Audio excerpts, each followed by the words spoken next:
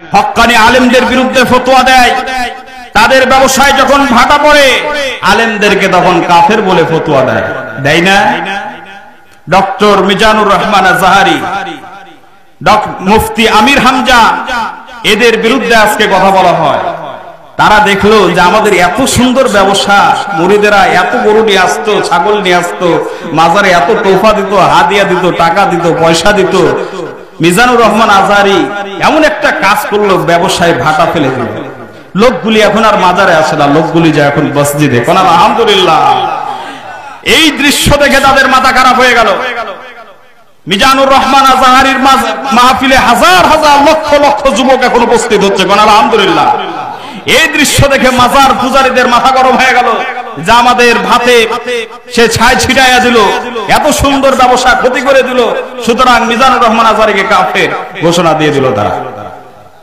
যেরকম নাউজুবিল্লাহ, একজন মুসলমানকে কাফের বলার ঘোষণা দেওয়া সাহস আপনাকে কে দিল? আল্লাহ রাসূল বলেছেন, কাউকে যদি কাফের ঘোষণা করা হয় আর কাফের হওয়ার মতো যদি গুণ তার ভিতরে না থাকে, তাহলে যে ব্যক্তি ঘোষণা দিল সে নিজেই কাফের হয়ে যাবে। কথা নাউজুবিল্লাহ। আল্লাহ আমাদেরকে হেফাজত করুন, বলি আমিন। আজকে দেখেন ইসলামের জোয়া, বিপিএল এর খেলা হচ্ছে, মাঠে লোক নাই। মিজানুর রহমান আজহারির মাহফিলে লক্ষ লক্ষ মানুষ, মুফতি আমির হামজার মাহফিলে লক্ষ লক্ষ মানুষ, আর বাতিলদের মাজার পূজারীদের টার্গেট ডক্টর মিজানুর রহমান আজহারি, মুফতি আমির হামজা। কারণ এরা মানুষকে সঠিক দাওয়াত দিয়ে লোকদেরকে মাজার থেকে টেনে নিয়ে এসে মসজিদের ভিতরে ঢুকিয়ে দিচ্ছে। কোন ঠিক কিনা? কিন্তু এই দৃশ্য দেখে তাদের মাথা খারাপ হয়ে গেল।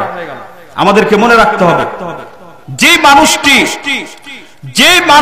40-50 বছর পর্যন্ত পৃথিবীর বিভিন্ন জায়গায় কোরআনের তাফসীর করেছে, বাংলাদেশের তাফসীর মাহফিলের প্রতিষ্ঠাতা যে ব্যক্তিটির হাতে হাত রেখে অসংখ্য অমুসলিম ইসলাম গ্রহণ করেছে, ঠিক না?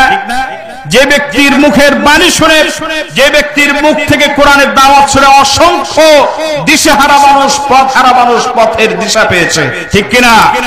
সে মানুষটি আজকে নাই, কিন্তু তারই দায়িত্বটা পালন করছে, তারই যোগ্য উত্তরসূরি হিসাবে ডক্টর মিজানুর রহমান আজহারি, মুফতি আমির হামজা, ঠিক না? আর এখন তাদের মূল টার্গেট হয়ে গেছে এই দুটাকে এখন কাফের ঘোষণা দাও। কিন্তু আল্লাহ যদি কারো চুল ধরে টান দেয় উপরের দিকে, আর পৃথিবীর সমস্ত মানুষ যদি ঠ্যাং ধরে নিচে নামানোর চেষ্টা করে, কিছু করতে পারবে? আল্লাহ যারে উঠাতে পারে, কেউ তারে ঠেকাতে পারবে না। দেখেন না কত ফতোয়া দিল, নাস্তিক ফতোয়া দিল, কাফের দিল, মুরতাদ দিল, কিন্তু তার জনপ্রিয়তা কমেছে না বেড়েছে? কোরআনের কারণে তার জনপ্রিয়তা আগের থেকে এখন আরো বেড়েছে। বলেন আলহামদুলিল্লাহ। সুতরাং